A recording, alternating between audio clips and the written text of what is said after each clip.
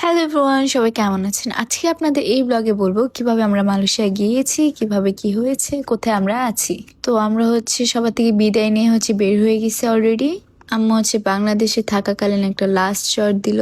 আমরা অলরেডি কাছাকাছি চলে আসছি। মামা আমাদের লাগেজ ট্রলিতে দিচ্ছিল। তারপর আমরা তাড়াহুড়ো করে চলে যাই চেকিং এ অনেকক্ষণ দাঁড়িয়েছিলাম আমি আর মামা। তুমি এটা কেন নিছো? এটা তো আমার ভালোবাসা আর না। আর না, কফি আমি খাইছি, তুমি না।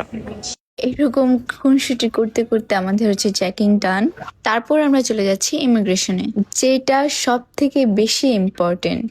ইমিগ্রেশন ডান করে আমাদের সবার পাসপোর্ট নিয়ে একটা ভিডিও করছিলাম। তো লাস্ট চেকিং এর টাইমে হলো একটা ঝামেলা, কারণ আম্মু জুতা খুলে আর জুতা পরতে পারতেছিল না। তারপর আধা ঘন্টা ট্রাই করার পর আম্মু জুতাটা পরতে পারে। তারপর আমরা বিমানে উঠে ফ্লাই করি। আমি আর মামা তো সেই মজা করতেছিলাম, দুজনে গান শুনতেছিলাম, খুনসুটি করতেছিলাম। তারপর দেখি মামা হিন্দি গানে থেকে একদম ডিরেক্ট লিসার গানে চলে গেছে। এই যে এখন আমরা ফ্লাই করতেছি ফাইনালি। আমি তো খুব এক্সাইটেড ছিলাম। এইটা আমার সেকেন্ড ইন্টারন্যাশনাল ট্যুর। তারপর যখন ফ্লাই করতেছিল বাহিরে ভিউ এত সুন্দর ছিল, আমি আর মামা তো হা করে বাইরে তাকিয়েছিলাম, এত সুন্দর, ওয়াও। তারপর মামা লিসার অ্যালবামের গানগুলো শুনতেছিল আর আমি জেনির অ্যালবামের গান শুনতেছিলাম। তারপর আমরা সং চেঞ্জ করে মুভি দেখা শুরু করলাম, কারণ আমাদের জার্নিটা প্রায় 4.5 ঘন্টা। তো আমরা ভাগাম ভাগ মুভিটা দেখতেছিলাম। আর এটা আমাদের খাবার চলে আসছে আমাদের। ফুডটা অনেক বেশি মজার ছিল। তারপর আমি আর মামা কোল্ড ড্রিঙ্কস নিলাম, কোক। তারপর আমরা লোকেশন চেক করে দেখতেছিলাম উই আর ইন ব্যাংকক নাও। ইচ্ছে করতেছিল ব্যাংককে নেমে একটু টাইম স্পেন্ড করে তারপরে মালয়েশিয়া যাই, কিন্তু এটার তো কোনো অপশন নাই। মামা মুভি দেখতে দেখতে ঘুমায় গেছে প্রায়। তো আমি না বললে মামার ভিডিও করে ফেলছি, হি হি। ফাইনালি আমরা মালয়েশিয়া এসে পৌঁছালাম। থেকে নেমে এত সুন্দর একটা ভিউ দেখে আমাদের মনটাই অনেক বেশি ভালো হয়ে গেল। মালয়েশিয়ার এয়ারপোর্টটা এত বেশি সুন্দর আর অনেক বড়। আমরা হাঁটতে হাঁটতে হাঁটতে হাঁটতে প্রায় টায়ার্ড হয়ে গেছিলাম।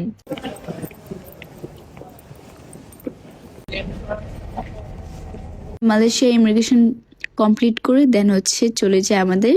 চলে আসলাম বেল্টে আমাদের লাগেজ রিসিভ করতে। তারপর আমাদের লাগেজ কাউন্ট করলাম যে আমাদের লাগেজ ঠিক আছে কিনা। আমাদের ট্রলি নিয়ে আসলাম, আলহামদুলিল্লাহ। মামা এখান থেকে মালয়েশিয়ার সিম নিচ্ছিল। সবকিছু কমপ্লিট করার পর আমরা বের হয়ে যাই আমাদের ট্যাক্সি খুঁজতে। ট্যাক্সি পাওয়ার পর আমরা আমাদের হোটেলের দিকে রওনা দিই। আমরা ট্যাক্সি নিয়ে চলে গেলাম আমাদের হোটেলের উদ্দেশ্যে। আর সকালটা অনেক বেশি সুন্দর ছিল। ওই যে একটা কথা আছে না, মর্নিং শোজ দ্য ডে। তাই আমরা সকালটা অনেক এনজয় করতেছিলাম। আর আমি এতবার জার্নি করে আমি তো ঘুমে শেষ। আমি একদম বড় আম্মুর উপরে শুয়ে পড়ছি যে আমি এখন ঘুমাবো। আমার বড় আম্মু বলতেছিল এটা নাকি একটা গ্রাম, যে ভিউটা আপনাদের দেখাচ্ছি। আর আপনারা তো জানেনই এয়ারপোর্ট গুলো মেন শহর থেকে অনেকটাই দূরে হয়। চলে এসছি আমাদের হোটেলে। আমি আর বড় আম্মু ওয়াশরুমে গিয়ে ফ্রেশ হয়ে দেন আমরা বের হই আমাদের রুমের উদ্দেশ্যে। আম্মু আর মামা নাকি বের হবে না, তাদের নাকি অনেক টায়ার্ড লাগতেছে। আমার অনেক খিদে পাচ্ছিল, তাই আমি বড় আম্মুকে নিয়ে বের হয়ে গেলাম 7-Eleven-এর উদ্দেশ্যে। 7-Eleven-এ গিয়ে আমি খুঁজাখুঁজি করতেছিলাম কোনটা আমার জন্য ভালো হবে, কোনটা খেলে আমার পেট ভরবে। 7-Eleven আমার ফার্স্ট টাইম। আমি শুধু 7-Eleven-এর ভিডিও দেখতাম, বড় আম্মু আমাকে নিয়ে গেছে। ওইখানে গিয়ে আমি দেখি যে বিটিএস এর অনেকগুলো মানে ফ্রি রাখা ছিল, আর কে-পপের অনেক কিছুই ছিল। বাট আমি নেই। এটা কি বলে বড় কলিজা।